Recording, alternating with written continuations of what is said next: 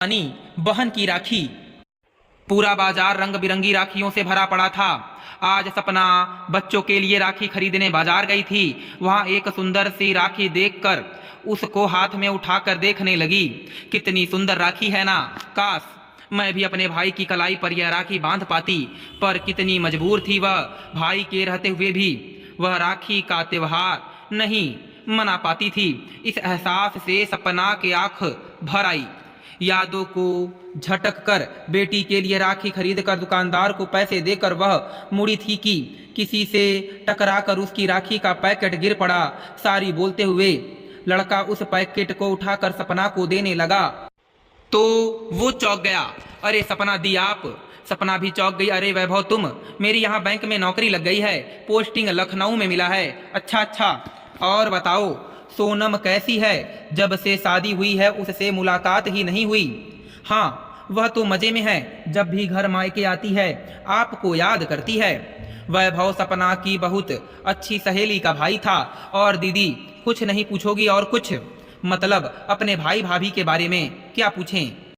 न जाने कितने साल से उसने शहर का मुंह नहीं देखा। भूल गई कि मेरा वह मायका था, माँ बाप थे, मेरा बचपन बीता था, मैं भाई के संग खेली खाई थी। ये सब कहाँ भूलता है। जब भी राखी का त्योहार आता है, भाई की राखी न बांध पाने की मजबूरी से मन में एक हुक सी उठती है। वैभव आगे बोला, दीदी एक बार भाई मोहन को देख आओ, बहुत बीमार है, बिस्तर पकड़ लिया है। अरे क्या हो गया भैया को? सपना चीख पड़ी। अरे तुम्हें नहीं मालूम? मुझे कैसे मालूम होगा ना जाने कितने वर्षों से उस चौखट पर पैर नहीं रखे, भाई भाभी की शक्ल नहीं देखी है। अरे भाई, मोहन की तो दोनों किडनी खराब हो गई है। डॉक्टर कह रहे हैं कि जब तक चल रहा है बस तब तक चल रहा है, कभी भी कुछ भी हो सकता है। अच्छा सुनकर सपना बेचैन हो गई कि एक बार भाई से मिल ले। घर जाकर सपना बहुत बेचैन हो गई, कब भाई से मिल लूं, जल्दी से जल्दी, बस यही सोचती रही। शाम को जब पति अमित घर आया तो सपना चाय बनाकर लाई और अमित से बोली, अमित कल का मेरा टिकट करवा दीजिए मेरठ का, मुझे भाई के पास जाना है। भाई के पास जाना है? अमित बोला, दिमाग तो सही है तुम्हारा? कितनी बेइज्जती करके तुमको घर से निकाला था, भूल गई क्या? नहीं, मैं कुछ नहीं भूली हूँ अमित, लेकिन अभी नहीं गई तो शायद बहुत देर हो जाएगी, और भाई भी शायद कभी नहीं मिल पाएंगे। क्यों, क्या हुआ? कुछ बताओगी भी सपना? हाँ बताऊंगी, सब कुछ बताऊंगी, लेकिन कल का पहले टिकट कराओ। और राखी में फिर यहाँ कैसे होगा?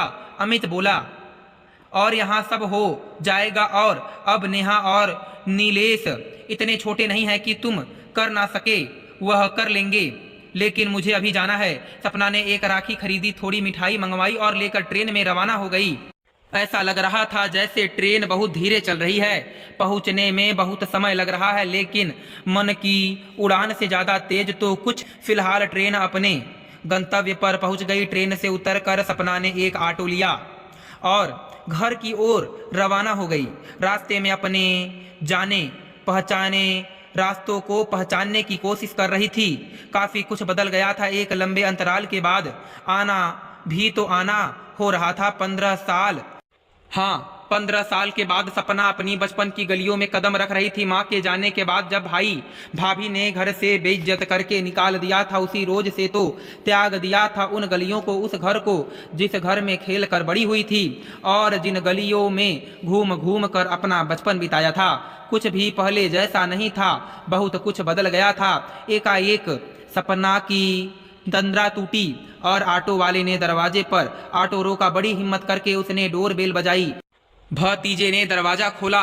सपना हड़बड़ाते हुए अंदर पहुंच गई। भैया भैया कहाँ हो आप? कहते हुए कमरे में पहुंच गई। भाभी और भतीजियां सब भौचक्के से देख रहे थे। अंदर कमरे में बिस्तर पर मोहन जी पड़े थे।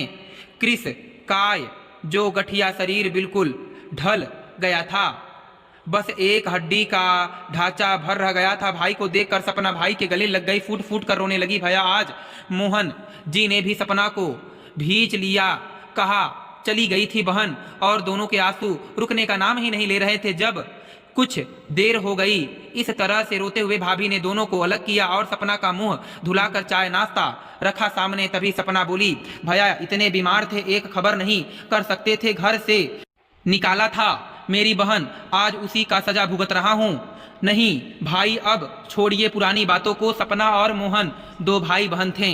मोहन जी बड़े थे, सपना छोटी थी।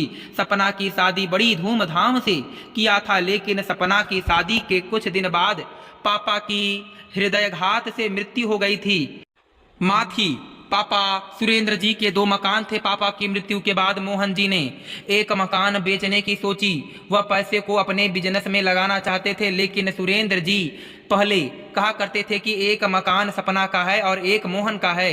इधर जब सपना को पता चला कि घर की प्रॉपर्टी बिक रही है, तो सपना के पति अमित ने सपना को उकसाया कि प्रॉपर्टी में तुम्हारा भी हिस्सा है। क्यों? तुम्हारे पापा कहते थे ना कि एक मकान तुम्हारा है, अकेली तुम्हारे भाई का नहीं। तुम भी अपना हिस्सा मांगो। सपना अमित के बहकावे में आकर मायके जाकर अपना हिस्सा मांगने लगी। माँ ने बहुत समझाया कि बेटा, पैसे के चक्कर में भाई भाभी से रिश्ता ना खराब करो। तुम्हारे घर में तो बहुत हैं। लेकिन सपना नहीं मान रही थी। वह जिद कर बैठी कि मुझे भी हिस्सा चाहिए। भाई भाभी ने हिस्सा देने के लिए साफ मना कर दिया। भाई बोले, वो तो पापा ऐसे ही कहते थे कि एक मकान तुम्हारा है, कहने से थोड़े ना हो जाता है। कुछ लिखा पढ़ी मैं तो नहीं है ना। और सपना को बेइज्जत करके घर से निकाल दिया। निकल जाओ घर से, यहाँ अब तुम्हारा कुछ भी नहीं है। जो कुछ भी है तुम्हारा ससुराल में है। भाई से ज्यादा भाभी बोल रही थीं। अब आगे से घर मत आना, भाभी ने बोल दिया। फिर क्या, रिश्ते में इतनी कटुता आ गई, आना जाना बंद हो गया।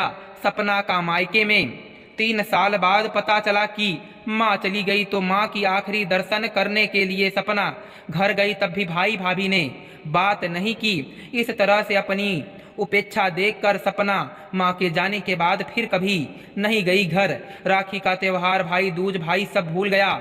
दिन जाते देर नहीं लगती, 15 साल बीत गए, पता ही नहीं चला। आज जब पता चला कि भाई की यह हालत है, तो सपना बीती बातों की कड़वाहट को भूलकर पहुंच गई भाई को देखने। क्योंकि बंधन कच्चे धागे का नहीं होता, एहसास का, जज्बातों का, प्यार का, ममता का और खून से मिले सच्चे रिश्ते का होता है। फिर तो कोई पहाड़ रास्ता रोक नहीं सकती। सारे रास्ते अपने आप खुल जाते हैं। जब दो प्यार से बने, जन्म से बने रिश्ते सामने हो, तो सारी दीवार गिर जाती है। और आज सपना ने भी सभी दीवार को गिराकर भाई से मिलने चली गई, और भाई ने भी सारी पुरानी बातें भुला दी। हाथ जोड़कर सपना से कह रहे थे, आज तेरा हक मारने की सजा मिली है सपना, मुझे माफ कर देना सपना। और एक बार फिर से भाई बहन गले लग गए, फिर कभी ना बिछड़ने के लिए। दोस्तों, मैं उम्मीद करता हूं कि आप इस भाई बहन के